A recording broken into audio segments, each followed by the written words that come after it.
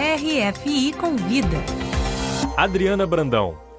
Júlio Ludemir é cofundador da FLUP, a Festa Literária das Periferias, que existe desde 2012 no Rio de Janeiro. O evento deu visibilidade à riqueza da literatura, até então marginal, desenvolvida nas periferias das grandes cidades brasileiras. Desde então, formou novos leitores e revelou autores como Ana Paula Lisboa e Giovanni Martins. A FLUP é um dos festivais marcantes da cena literária brasileira atual. Olá, Júlio. Olá, bom dia, prazer estar aqui com você, obrigado por estar nos recebendo aqui. É um prazer recebê-lo aqui nos estúdios da RFI para nos falar sobre essa edição 2020 da FLUP, uma edição muito especial, Júlio. Absolutamente especial, como 2020 tem sido um ano especial. Tem sido um ano que vai modificar de uma forma definitiva o mundo, entre outras coisas, pelos movimentos que emergiram. Como o Black Lives Matter, que, a despeito de toda a violência do Trump e a despeito do Covid, vem para as ruas, se espalha pelo mundo, repercutindo de uma maneira tão extraordinária como foi o ano de 68, exatamente o maio de 68, aqui na França, e é sobre isso que nós, à distância, remotamente, como tudo tem que ser feito nos dias de hoje, particularmente no Brasil, tentando dialogar com esta nova realidade que emerge desse ano. Pois é, então essa temática que influencia a FLUP e também vários outros eventos no Brasil, ela também ampliou esse festival que acontece nacionalmente, mas que acontece também internacionalmente. É por isso que você está aqui na França. Eu estou aqui para organizar 4 debates numa parceria com a Rede Brasil, com o Teatro de l'Opprimé, com a própria Embaixada da França, que tem sido muito presente e tem ajudado a FLUP a se internacionalizar desde a primeira edição. E existe um grande link entre Brasil e França, tanto é que estamos aqui.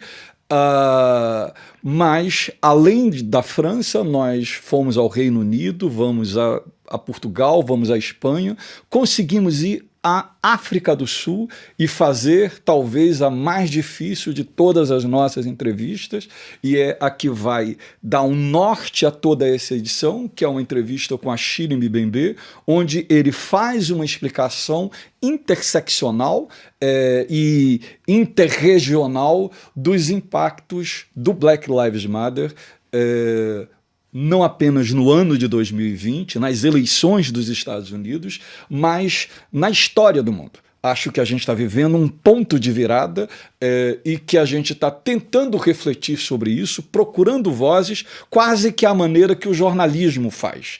Quando a gente foi para a Escócia, nós procuramos uma top model negra, de origem nigeriana, para falar daquele corpo exuberante dele, de toda uma história, o que significa você ser uma mulher de origem nigeriana e ser a principal top model da Escócia. A gente vem aqui, por exemplo, na França e procura um diálogo que prioriza a Satraoré e Priscila Ludowski, que são 2 mulheres negras, uma delas muçulmana, de uma origem absolutamente popular, e, no entanto, essas 2 mulheres, ainda que não tenham passado pelas principais universidades francesas, ainda que não tenham passado pelos sindicatos e partidos políticos, pelas grandes instituições francesas, elas são responsáveis pelos grandes movimentos de massa, inclusive desse último ano, mas da última década na França.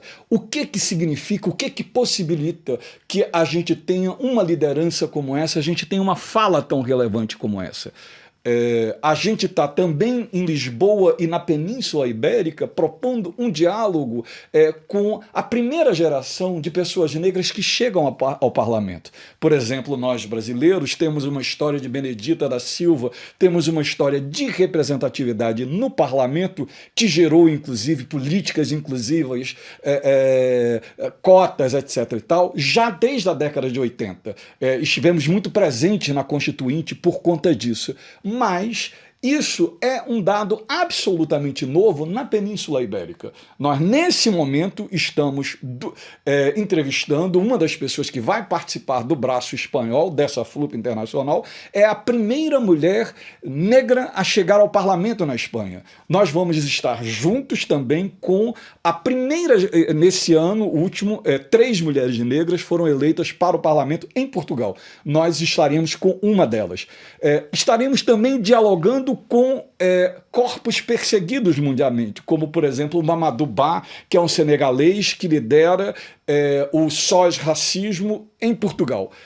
Ou seja, pegar essas novas vozes, pegar esses novos corpos e ver o quanto as grandes manifestações e as impossíveis manifestações de maio de 2020 repercutiram mundo afora, obrigando-nos, inclusive, a rever a história do mundo.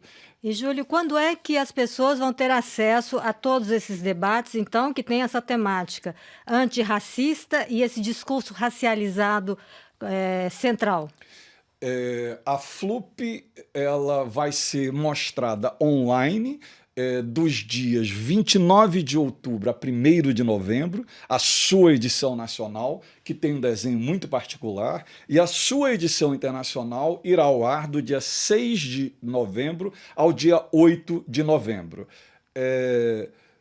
Com esses debates que você está promovendo aqui na França. Sendo que na França eu terei um dia presencial aberto ao público, que é o dia 13 de outubro, a próxima terça-feira, onde nós reuniremos, para além da Assa Traoré e Priscilla Ludowski, nós vamos estar com a Leonora Miano sendo entrevistada pela Mabula Soumahoro, que é também uma grande estudiosa desses ciclos migratórios que estão redesenhando demograficamente o hexágono.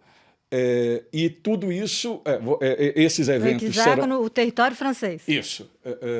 A gente vai estar... esse evento lá no Teatro de l'Opprimé é aberto, é gratuito, 6h30 da noite o primeiro debate, 8h30 da noite o segundo debate. A gente vai fazer um outro debate que para nós é muito representativo, com Jean-Pascal Zadi, o diretor de Tout Simplement Noir, que é um grande sucesso, mas que, para além de ser um grande sucesso, ele também fala dos impactos nas produções de narrativas na França e no mundo desses ciclos migratórios. E o que esse debate aqui na França pode levar para o Brasil? Eu gostaria não apenas de levar para o Brasil, mas também de trazer para cá. Às vezes eu tenho a sensação de que fenômenos como o próprio Jean Pascal, são lidos como uma exceção quando eles, na verdade, eles são a ponta de um iceberg, quando eles apontam para alguma coisa que está se renovando. Houve uma chegada ao mainstream.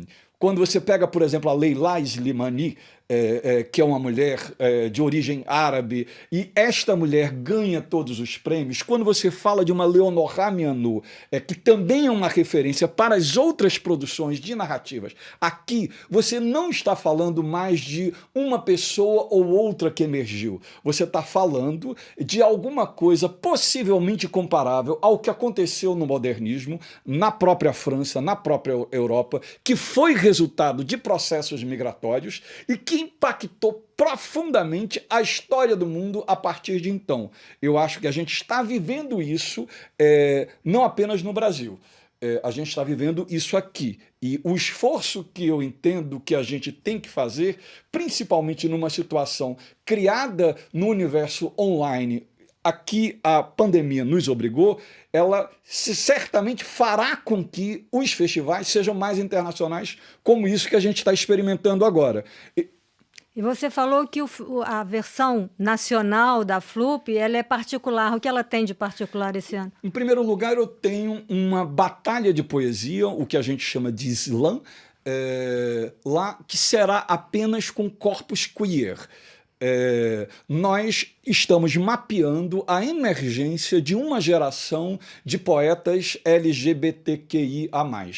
A gente, nos últimos tempos, ao longo da história da FLUP, eu vi o que eu chamaria de uma geração de poetas Mano Brown, com a virilidade do macho da periferia, que deu lugar a uma geração de poetas negras, que denunciou, inclusive, antes de todo mundo, o assédio sexual, a violência sexual existente nas relações dentro da periferia.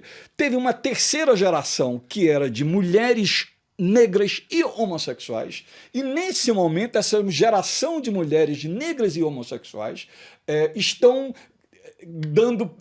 sendo substituídas por uma geração de poetas LGBTQI a mais. E isso também tem a ver com o que está acontecendo no mundo. Quando você olha para o Black Lives Matter, para o modo como eles se organizam, você vai ver que esse movimento de massa ele tem um protagonismo das mulheres como nunca existiu na história dos grandes movimentos de massa.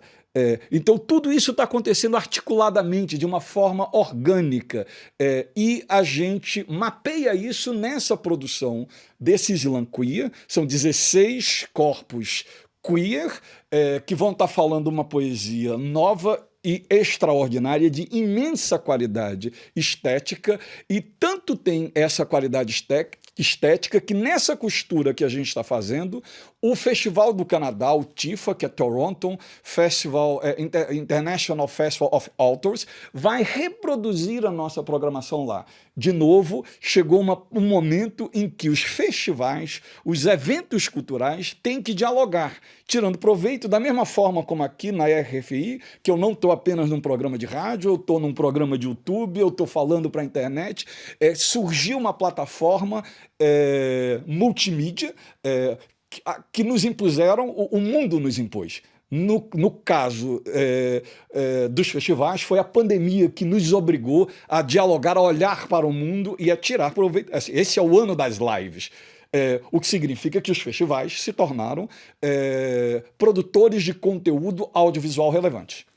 Júlio, você criou a FLUP, co-criou a FLUP em 2012, um ano em que a esquerda estava no poder no Brasil. Você teria condição de criar a FLUP hoje? Nenhuma chance. Acho que, inclusive, se a FLUP fosse criada em 2010, ela não surgiria, e se ela fosse criada em 2014, ela não surgiria. Se fosse em 2010, ainda que a esquerda estivesse no poder, não havia maturidade para que as políticas inclusivas em curso amadurecesse, tivesse maturidade o suficiente para que emergisse uma geração de escritores como aquela que eu mapeei a partir de 2012. Ela não poderia acontecer já em 2014, no meio da crise, e muito menos agora. E tanto é que esse esforço de internacionalização é um esforço também de sobrevivência desse festival. Ela está ameaçada? Obviamente que todo mundo no Brasil, todo corpo dissidente, toda fala dissidente está absolutamente ameaçado. Não existe política cultural no Brasil. Existe, né, a própria mudança permanente de ministério, secretaria, etc. e tal. Esse stop and go é uma forma de você não ter política. Quando você fica substituindo alguém, você não tem a continuidade necessária que projetos e políticas culturais precisam para ganhar maturidade. Tanto é que eu falei que a FLUP não teria acontecido em 2010, porque políticas que foram implantadas em 2002, 2003, elas foram obter resultados, elas foram produzir resultados ali em 2012, 2013. Um dos segredos da política da FLUP é a paciência que ela tem. Quando eu vi Ana Paula Lisboa, ela não tinha o poder, a capacidade de articulação que ela tinha agora. Isso é uma aposta. Então eu publico ela uma vez, eu publico ela duas vezes, eu abra uma rede para ela, etc. e tal. O mesmo caso do Giovanni Martins, todos os outros casos. E o que possivelmente seja uma grande diferença daquilo que eu venho a encontrar aqui na França. A França é tudo au qualité, é tudo...